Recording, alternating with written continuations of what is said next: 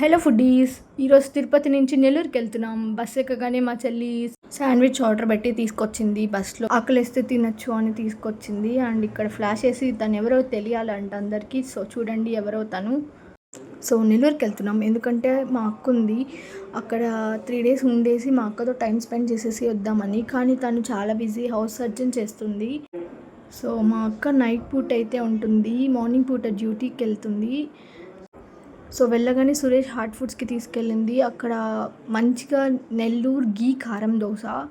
అసలు కారమే తెలీదు, ఎంత గీ వేస్తాడంటే అసలు పోస్తాడు అట్లే. చాలా బాగుంది టేస్ట్, క్రిస్పీనెస్ అయితే మేము ఇంకొక సెకండ్ టైం కూడా వెళ్ళి తినేసి వచ్చాము, అంత బాగుంది. కానీ ఫస్ట్ టైం తిన్నప్పుడు చాలా బాగుంది, మళ్ళీ వెళ్ళినప్పుడు అంత టేస్ట్ అనిపించలేదు.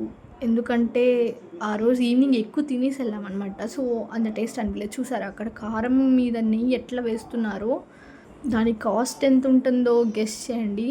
నేను ఈ వీడియో లాస్ట్లో చెప్తాను. ఇది మా అక్క, ఫేస్ చూపించలేదు. అండ్ ఈ అడ్రస్ నాకు కూడా తెలీదు, గూగుల్ మ్యాప్స్లో పెట్టుకొని వెళ్ళండి.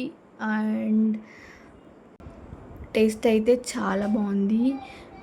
దోశ కాస్ట్ వచ్చి 70 రూపీస్. ఒకవేళ మీరు నిజంగా ట్రై చేయాలనిపిస్తే నెల్లూరుకి వెళ్ళినప్పుడు వెళ్ళి ట్రై చేయండి. మీరు చాలా హ్యాపీగా ఫీల్ అవుతారు, మీరు నిజంగా ఫుడ్డీ అయితే. సబ్స్క్రైబ్.